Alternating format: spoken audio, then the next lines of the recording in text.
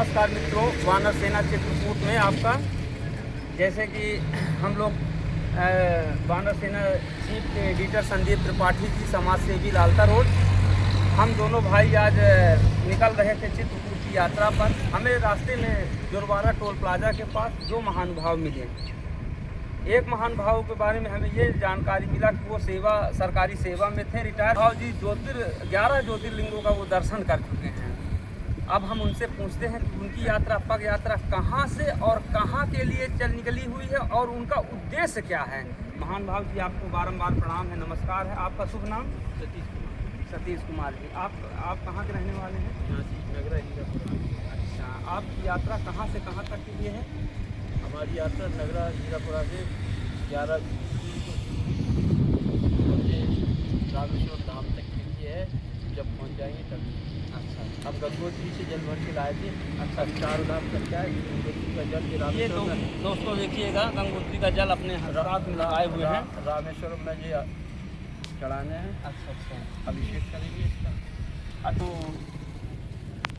तीनों लोकों में फेमस हैं स्वयंभू लिंग, आकाश में तारक लिंग, पाताल में हाटकेश्वर लिंग, उज्जैन में महाकाल लिंग। तो उज्जैन के महाकाल लिंग से हमने अपनी 12 ज्योतिर्लिंग की यात्रा शुरू की।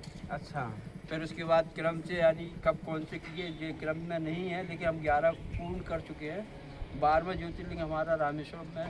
तो हमने कहा कि चलो 12वां ज्योतिर्लिंग क्यों ना थोड़ा सा मेहनत की जाए। अच्छा, तो संत जी, आप हमें ये बताइएगा कि क्या आप हमेशा पग यात्रा हर ज्योतिर्लिंगों की है कि नहीं, हाँ। बाकी यात्रा हमारी ट्रेन से और गाड़ी वगैरह जो भी सुविधा नहीं है उससे हुई। ये वाली हमारी पैदल यात्रा इसलिए हुई क्योंकि हम 2000 में जल भर के लाए थे। अच्छा अच्छा, तो वो रामेश्वरम में ले जाना था, नहीं ले जा पाए किन्हीं कारणों पर, या जो भी कह लो हरी इच्छा नहीं हुई।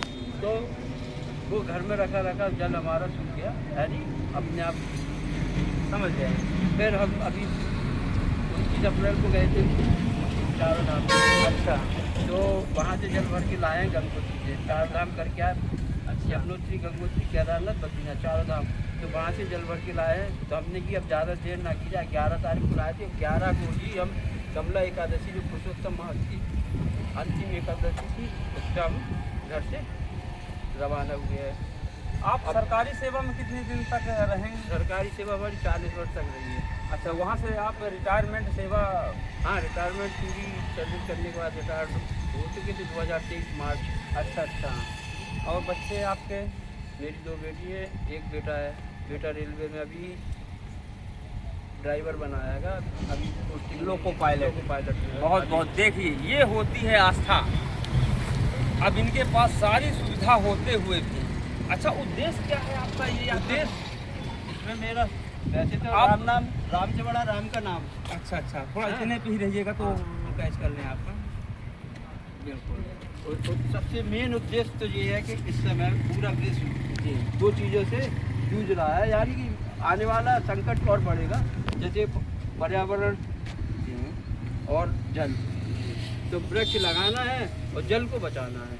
और सही। अगर हम एक एक बूंद बचाएंगे तो हमारे आने वाले कल के लिए जल है तो कल है। बहुत और, सही। और वृक्ष का भी है कि अब बारिश आ रही है, वृक्ष पैसे न लगाए जाएं कागजों में और गायब हो गए। वृक्ष लगे, अच्छे वृक्ष लगे। अब हम जहाँ जहाँ वृक्ष रहते, छाया मिलती है, हमें बड़ी खुशी होती है। जितने भी लगाए हमें प्रसन्नता होती है। ये जरूरी नहीं है कि मैं वृक्ष लगाऊं तो मैं ही फल खाऊं या मैं ही छाया लूँ। वृक्ष लगाता कोई है, उसका फल किसी और को मिलता है। तो बस यही है वृक्ष का और जल का हमारा। अच्छा, आप ये बताइए, क्या आप भारत के ही भ्रमण करते हैं कि आप कहीं विदेश में भी एक आध भ्रमण आपका हुआ है? नहीं, विदेश का नहीं हुआ है, लेकिन विदेश जाने का मेरा नेपाल सपना वोपाल कहीं? है। नेपाल जाना है, लेकिन अभी मेरा कैलाश मानसरोवर का है, अच्छा अच्छा, क्योंकि वही मेरा आखिरी। धन्यवाद वानर सेना चित्रकूट।